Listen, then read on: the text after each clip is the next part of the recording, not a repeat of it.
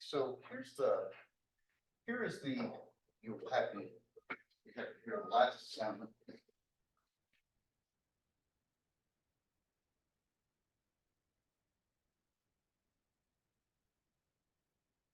Let me say a couple words about problems.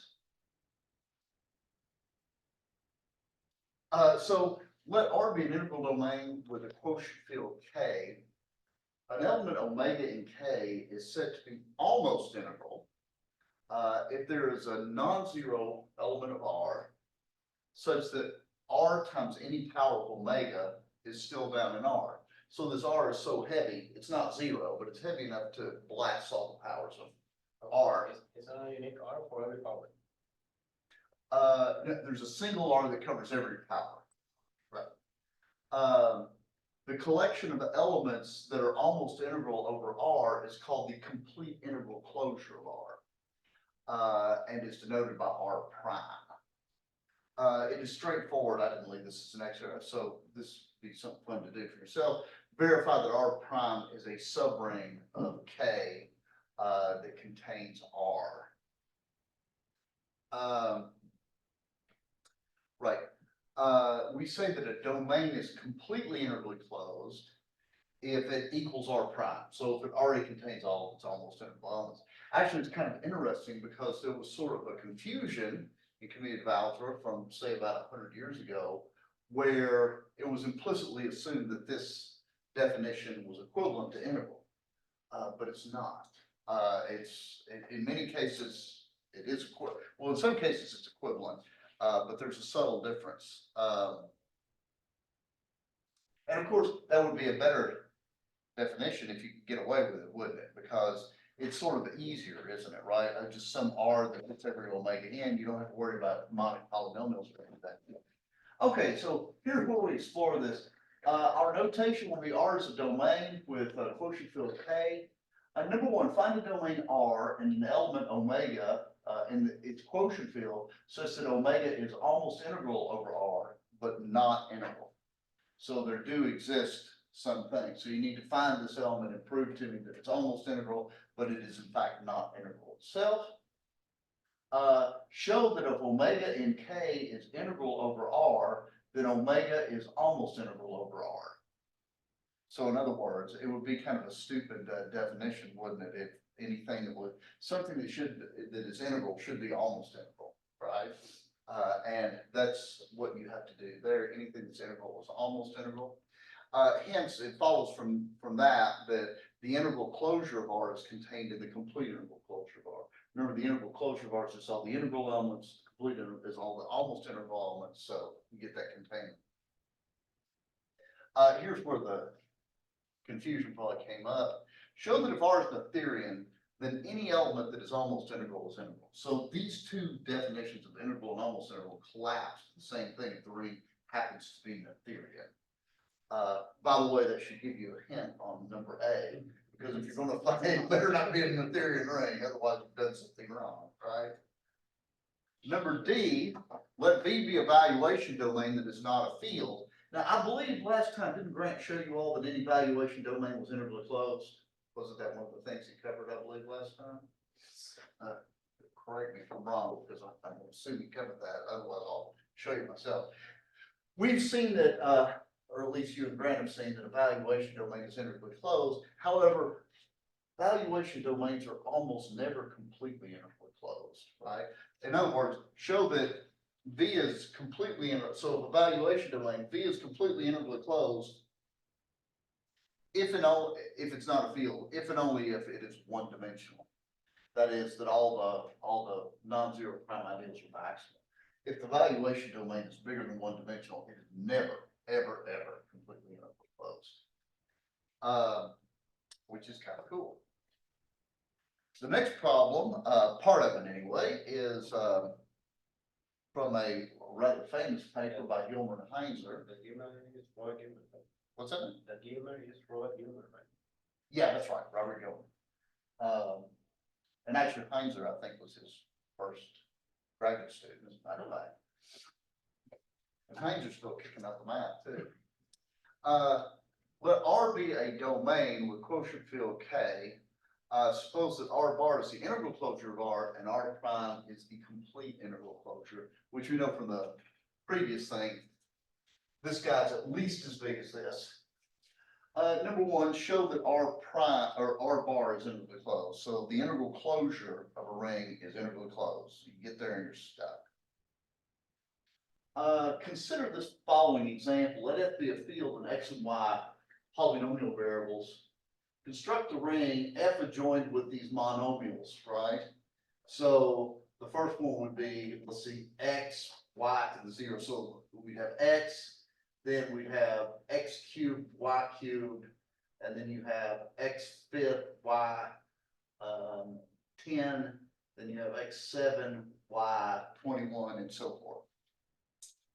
Show that the element Y is an element of the quotient field that is not almost integral over the ring R. And then in part C, show that Y is almost integral over the complete integral closure of R. You don't really have to construct a complete integral closure of R to show that it's integral over that. You just have to find some elements in there. So in other words, the integral closure is integrally closed, but this example shows that the complete integral closure may not be completely integrally closed. You get new elements that are almost integral. And in fact, it's been shown that you can make these jumps as much as you want. Take the complete integral closure, it's not completely integrally closed. Take its complete integral closure, it's not. You could do this as much as you like. But don't, just try to conquer this one first, because the general case is much more difficult. Okay, any questions? Okay. This is, of course, the last week of class, so if you're still getting caught up on homework, let me know if I can help you out.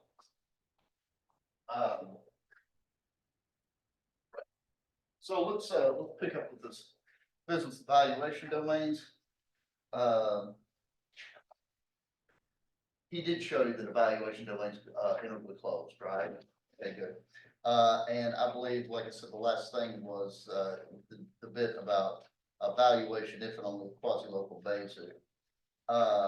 So let me start with this lemma here, because I'm going to build up to sort of what I think is sort of the apex of this lemma.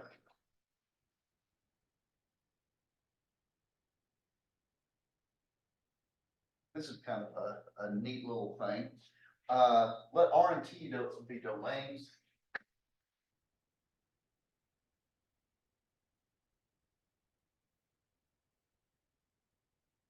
And I and R are proper ideal.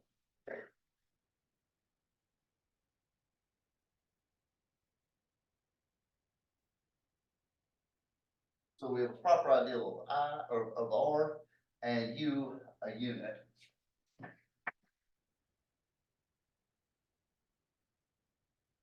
So U is a unit of the bigger ring. Then I survives.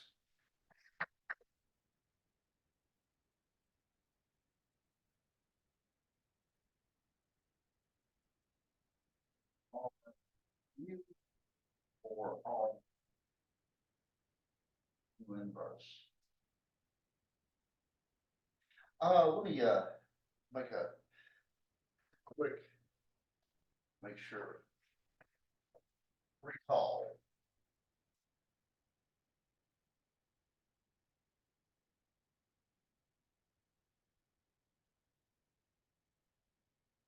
Suppose I is a proper ideal sum ring.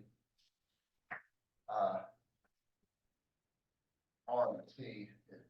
So I is an ideal of R, R is a subring of T. We say I survives in T, you know, IT.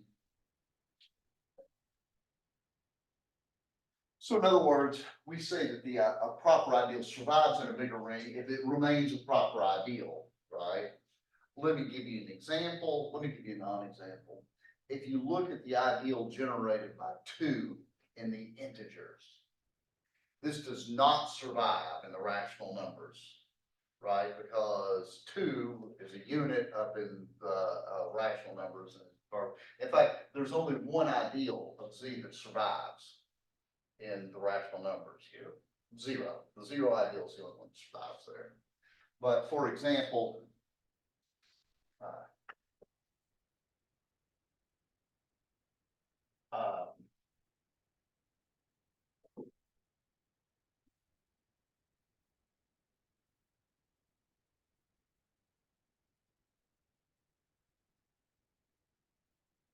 uh, in R,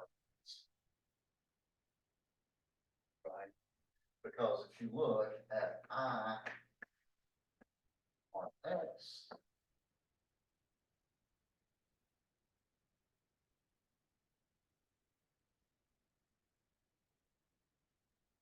so any proper ideal for ring survives as a polynomial extension.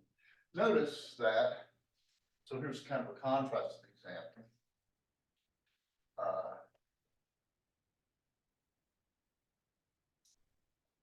One X is proper ideal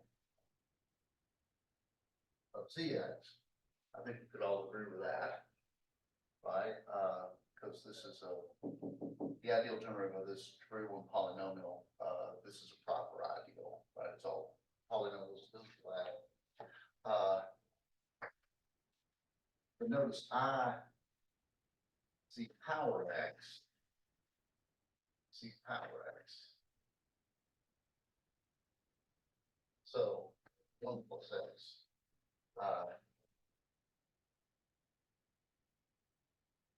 Not survive.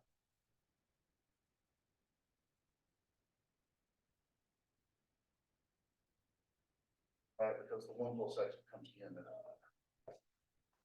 Okay, so this one is, this little bit here is going to be important to us. You have domains and a proper ideal. U is a unit of some larger ring. So in particular, T might be the quotient field bar.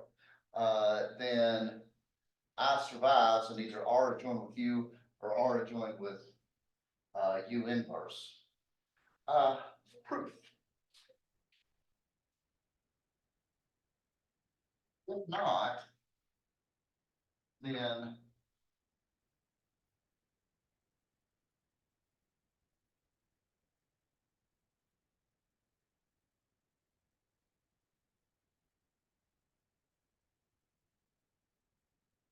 by the way, sometimes we say that the ideal blows up, right? It becomes the entire ring here. So what does this mean? At the end of the day, it means that we have two equations.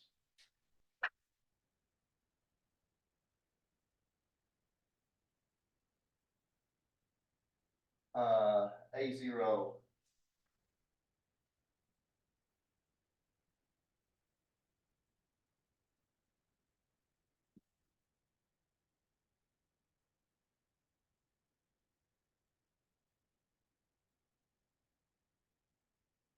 and let me go ahead and just get the equations down. B0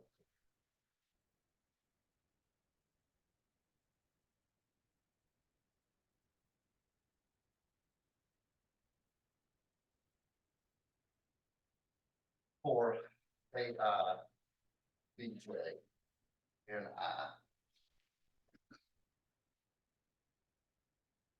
Right? That's what it means for these ideals to blow up. So there is a linear combination. So IRU, this is a linear combination with these AIs and I and powers of U can be absorbed by this, right? And so there must be a linear combination of powers of U with coefficients in I that gives you 1. And there should be a linear combination of powers of negative U and coefficients from I that equals 1 as well. Everybody on board with that? Okay, so let me make another assumption.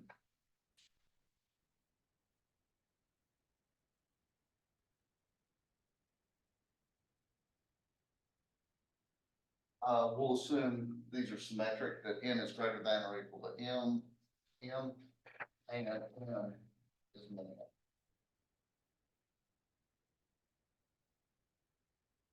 So among all possible polynomial relations that give me one, I've selected the one that's of smallest power n. Alright, so now I've got to check my notes and do some high school algebra here. I mean, really, that's kind of what we're doing. We're going to do a big fat substitution and argue, get a contradiction by denying minimality. Okay, the first thing I want to do is I want to multiply the second equation by un. All right, so over here,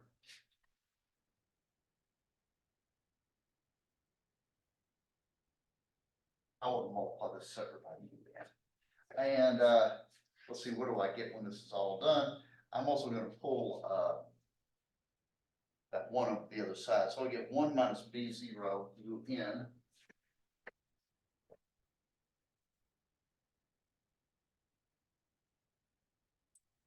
equals b1 u to the n minus 1, b2 u to the n minus 2, bm u to the n minus 1. Okay, so right, so I'm gonna get extra un here, so that's a 1 minus b0 un isolated, and then the rest of it is just multiplying un right here, right? The magic I'm gonna do on the other one is I'm gonna multiply this by 1 minus b0.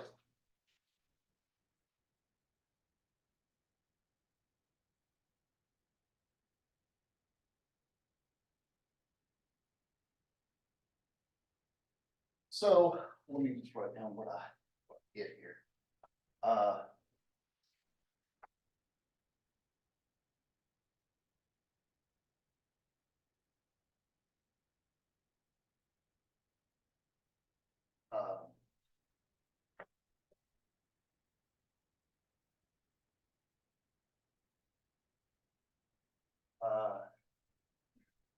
n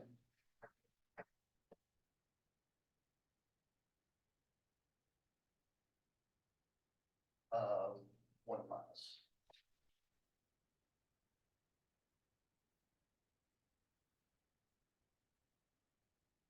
Right? And what I'm going to do is I'm going to substitute 1 minus b0 un here. 1 degree less. Well, Or could be more. So I'm going to take this and feed it into this. And what I get is A0, A1,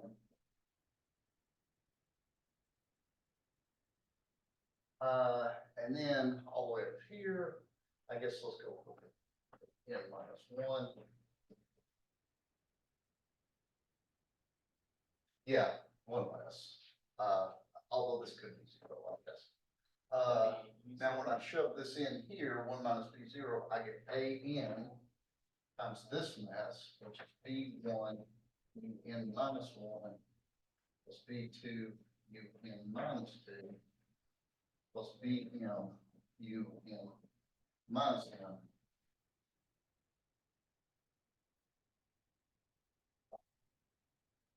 And let me do this with a little cosmetic change here.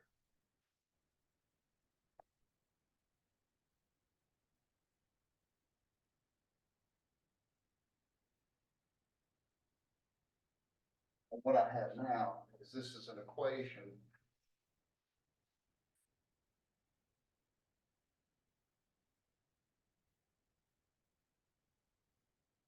with coefficients in I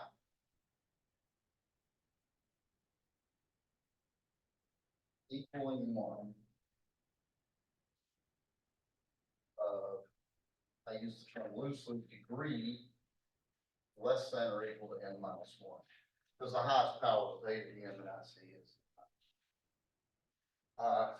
this contradicts minimality.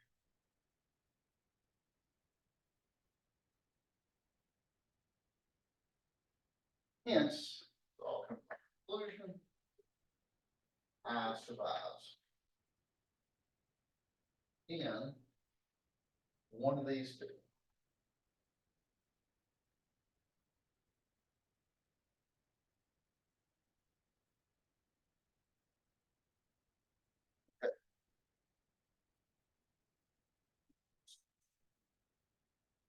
This is kind of a nifty little result, right? And it's kind of it shows you kind of the power of doing these kind of minimality arguments, right? Okay, so we got two stairs to climb up now. The next result is builds on this, and then the result after that will build on that, and we'll get kind of a proven result theorem.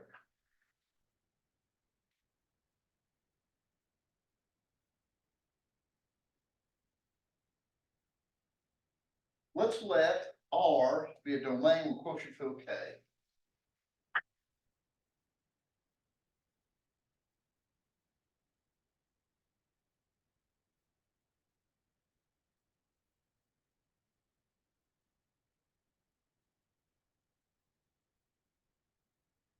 And I and R a proper identity.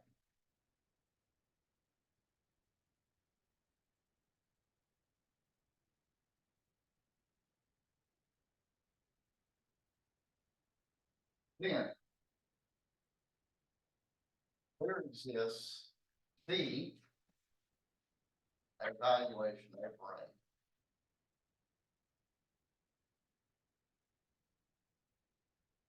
of R such that I survives.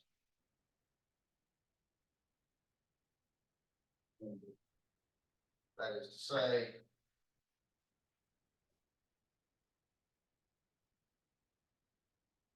okay, so we're going to bootstrap this result. So we know that if you have a proper ideal in R and T is a domain containing it and U is a unit in it, then I survives in either R or R, in either RU or RU inverse.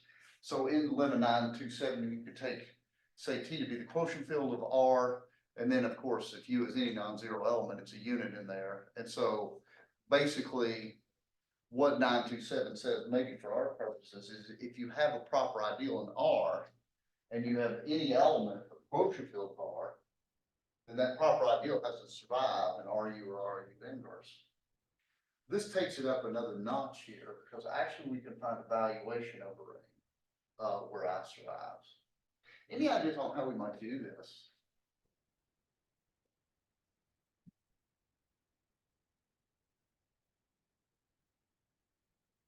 I mean, when you think about proof, you might ask yourself if you have any choice. I think we're going to use one. This is the one. Yeah, so action of choice, right?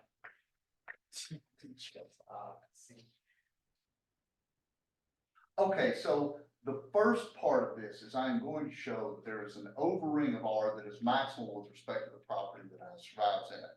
This is the way that these things usually come out. So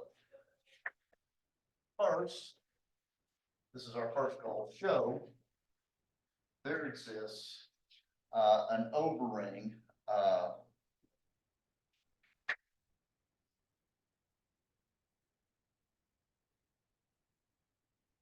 R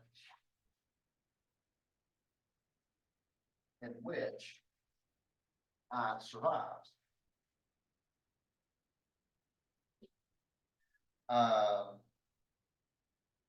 That's going to be our first goal.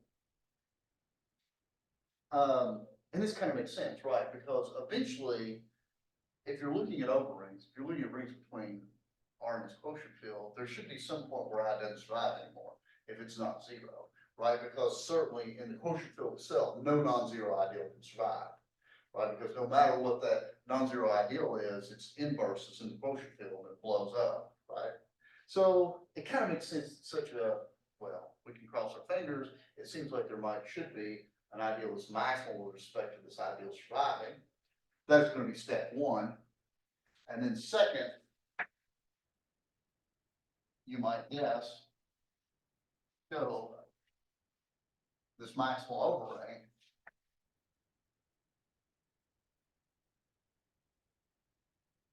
evaluation.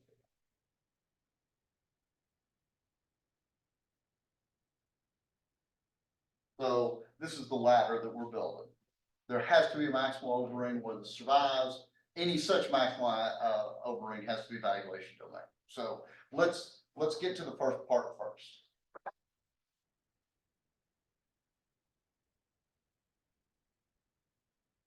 I see this maximal thing and it makes me think Zorn's lemma, right? So what I'm going to do is I'm going to consider pairs. So I'm going to build this big partially ordered set, and I'm going to have these pairs RJ, IJ.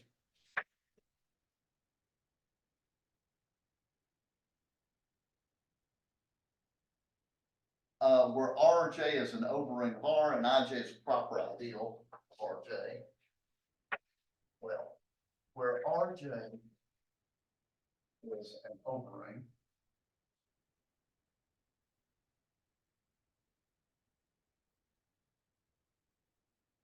and IJ in RJ is a proper ideal.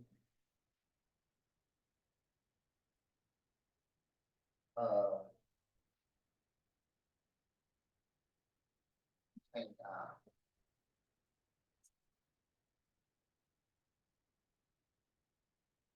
so notice there are many, many overrings, and even if you fix your RJ, there might be many, many ideals in it that are proper and contain I, right?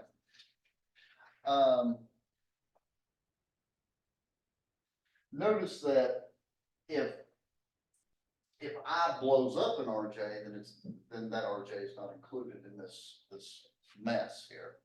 Now, Zorn's lemma depends on, it's a statement about, okay, you've got a partially ordered set, and you have the property that every chain has an upper bound that's in the set. That means that there's a maximal element.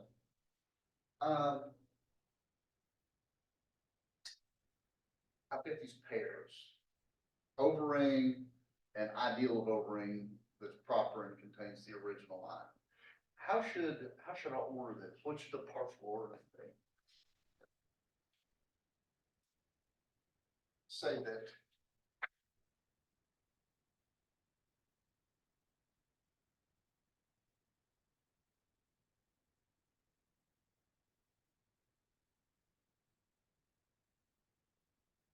I mean, If they're both subsets. yeah, that's right.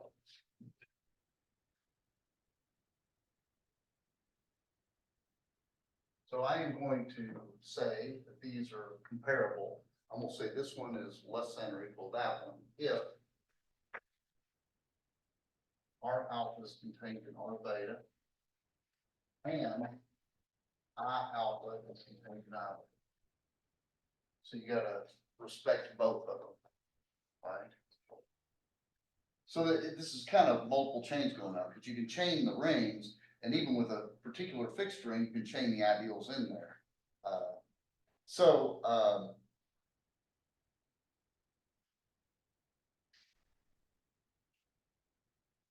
I now claim that every chain in this subset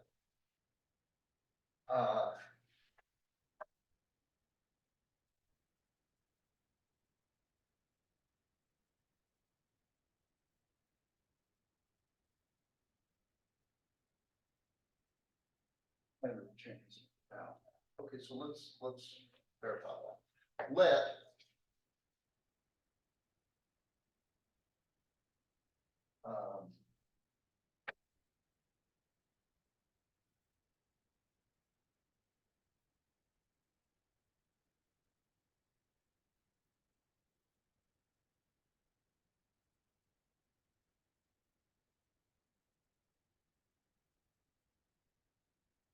okay, so suppose that I've got a chain here. right?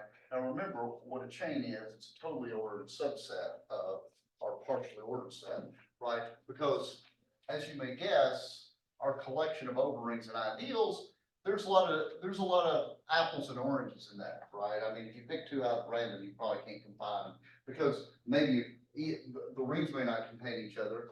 And even if they do, even if the rings are the same, the ideals may not contain each other. So there's lots of apples and oranges. But in this chain,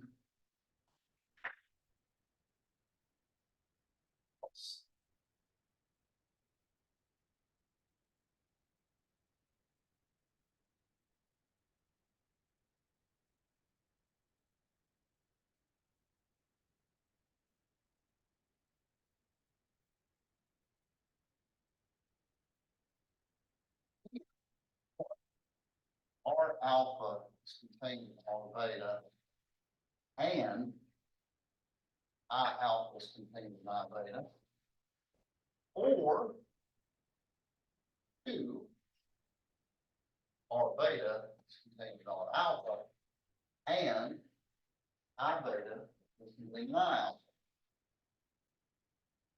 It's a chain, so one of those two things has to happen. Now, what should our upper bound of the chain be?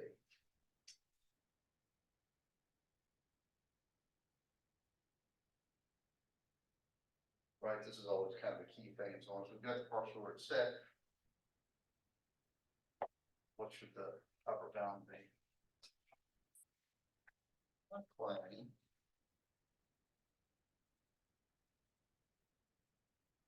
Well, let me get ahead of myself and assume that this is actually.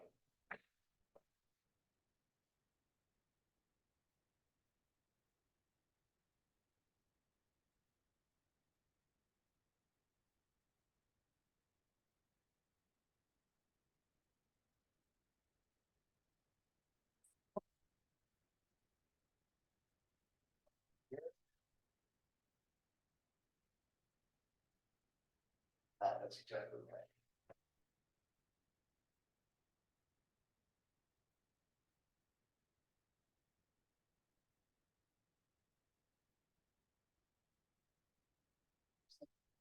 To show that those are actually rings, right?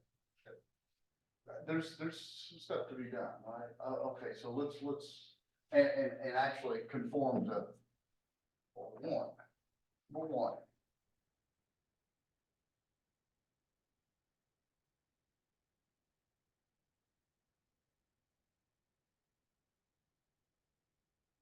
Is an overring bar, right? Okay, why? Difficulties are. Well, certainly, so certainly, let me go through this. Every R alpha contains R, so certainly T contains R, so we got that. Certainly every R alpha is contained in the quotient field, so its union is contained in the quotient field, right? So as a set, T is between R and its quotient field, right? The big question for today is why is a set a ring?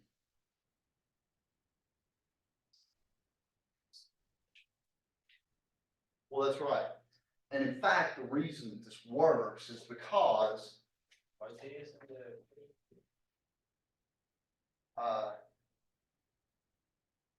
R alpha is a thing. So P is a ring. So let me tell you what I mean. So let X and Y be in T, right? I've got to show that the difference is in T, right? Yes, but choose R alpha big enough.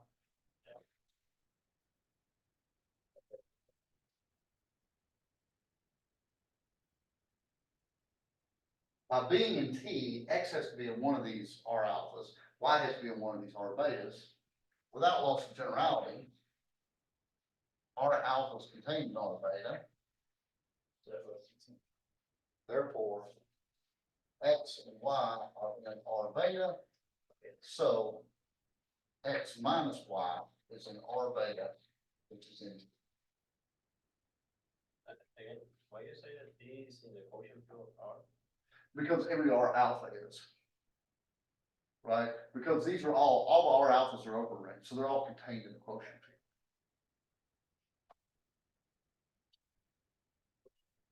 The largest ring contained. Well, I mean, we bounded everything by the quotient field. When I say the word overring, maybe I didn't make that clear. Recall. Hopefully this is recall, not the first time, although, if R is a domain and K is quotient field,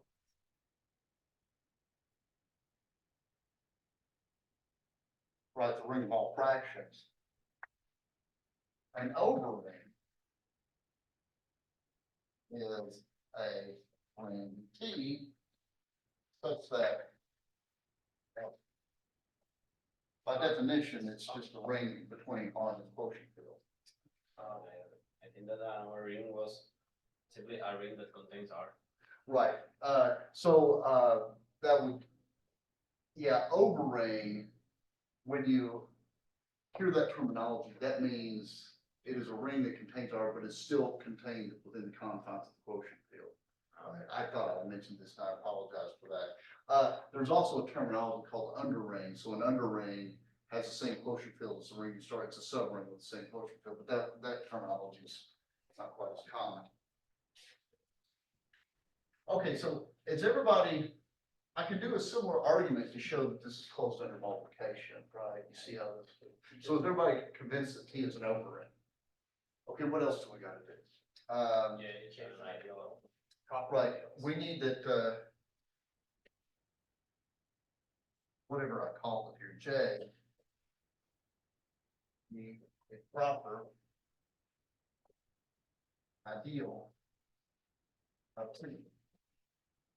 Well, let's suppose that, let's say Z is in J. Let me also point out first.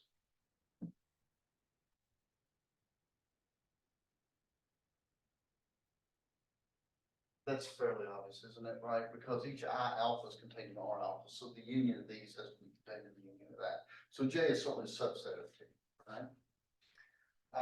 And it's not empty. Because none of these are empty, because they're ideals. Okay. What do I need to do to show it's an ideal? I need to show that it's a subgroup and it's closed under vacuum cleaner. So the fact that it is a subgroup is very similar to what we had before. So let X and Y be in J. Then X is in I alpha, Y is in I beta.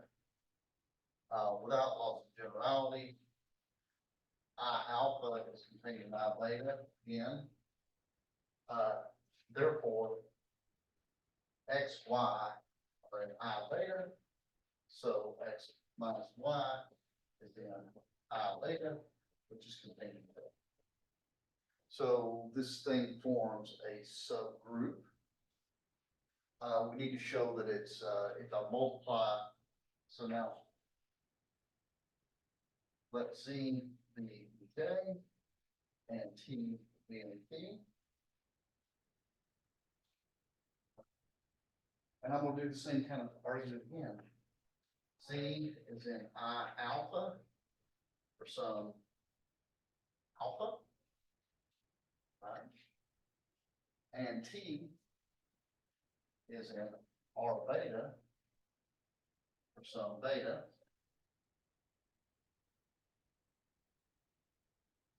Right?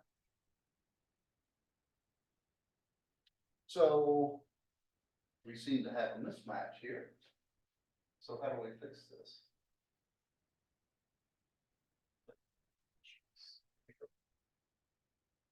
Okay, so notice that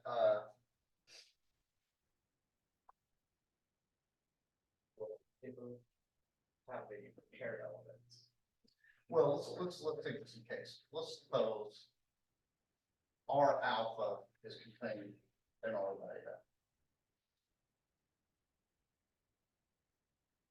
right? Then I alpha is contained in I beta by our construction. And notice that T, I beta is contained in I beta, right? And Z is in I alpha, which is contained in I beta. So P Z is, it's an element of I beta, which is contained in J. So we've got that one taken care of.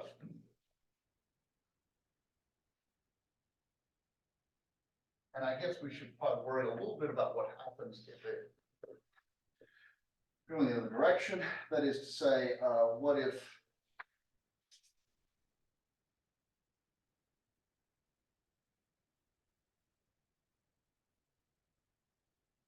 our alpha is the biggest one? Oh, using alpha and we're done. Right. Because in this case, what was T? Right, so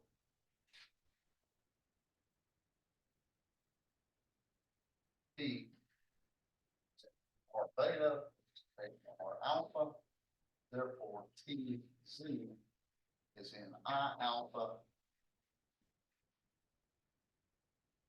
So I is an ideal.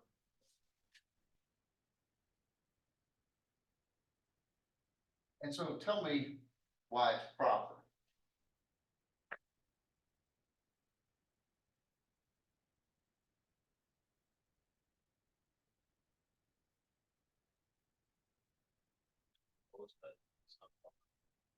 Okay. What does it mean for the ideal to be not proper? It contains a unit of T. It contains one, because if one is in, and I'm sorry, I meant to J here. If one is in J, then one is in I alpha, some alpha, which is the contradiction.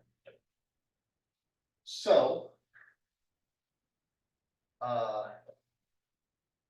PJ is our upper bound. And by Zorn,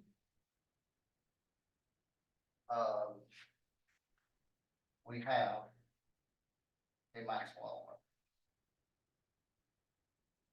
And I'm gonna call it something,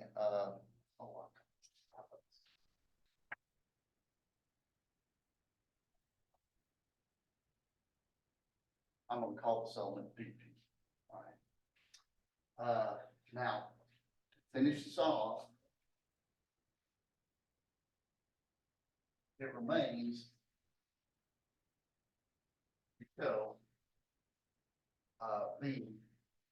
Let's say valuation.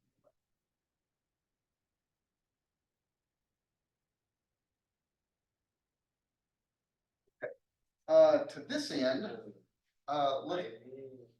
We know that is different than B. what's that? And we don't have to know that I survive in this thing. That's for granted with the maximal.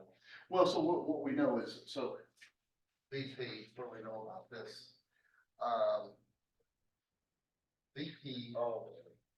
so we know that V is an overring. Yes, B is. Since And, B contains P I. is a proper ideal such that the set I is contained in B. And here's the thing, this is maximal. So any larger ideal, so I doesn't survive in any domain that contains this, and that's gonna be the key. So suppose that there's a alpha in K.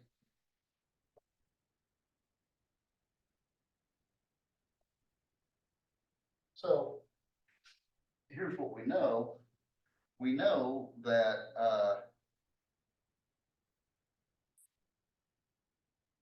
P must survive.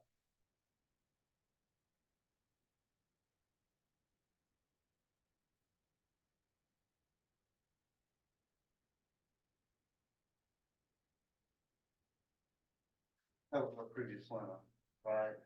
Because, alpha is an element of the quotient field, so it's alpha is a unit of the quotient field. So, the ideal P, must survive at either V alpha or V alpha inverse.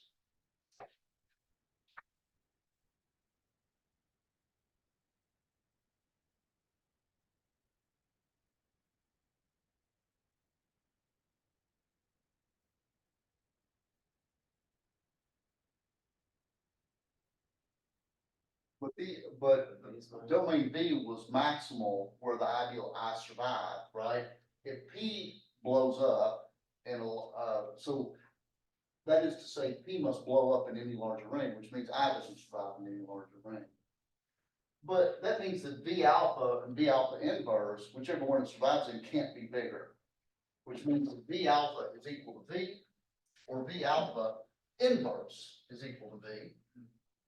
And this means that alpha is in V or alpha inverse. So V is valuation.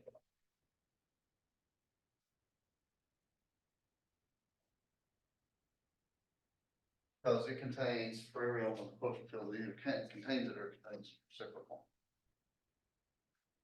Okay. Any questions on that? Okay. This theorem about choice, What's that? make sure you. I don't Be shown about choice. I don't think so. That's always a good question. I don't think it's about this. That was good. That was great. I don't know. And this brings us to a very, very powerful theorem. Theorem 929. This is one of my very favorite theorems ever. Because it looks like, how in the world could this be true? Let R be an integral domain with quotient field K.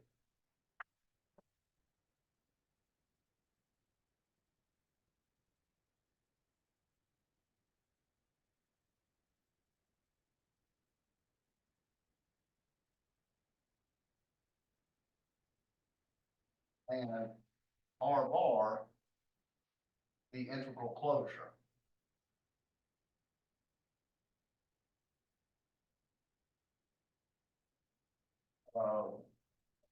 R. Now remember, R bar being the integral closure, it's contained in the quotient field. Then R bar is the intersection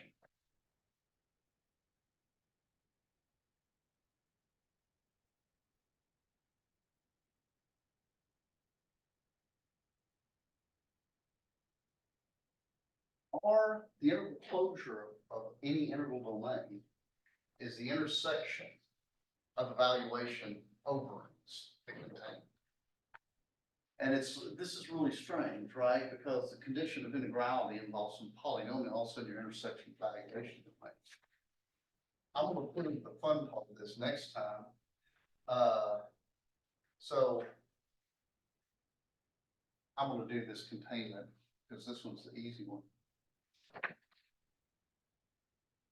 Suppose you have a ring, an integral domain, and you've got its valuation domain containing it.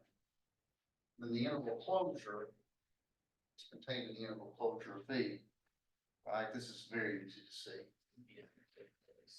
And V is R integrally closed. Therefore, R bar is contained in the intersection of V. Of course, the interesting part is that the intersection of valuation domains actually gives you the closure. And we will go over the proof of that next time. Okay, any questions? Any questions? Okay, folks, I also wanted to remind you while I'm thinking about it, make sure that you do those evaluations. I've had a small handful of you do it, but make sure that that gets done before I have to post grades because I will forgive your crappiest assignment. I get 90% of that on that. So, okay, questions?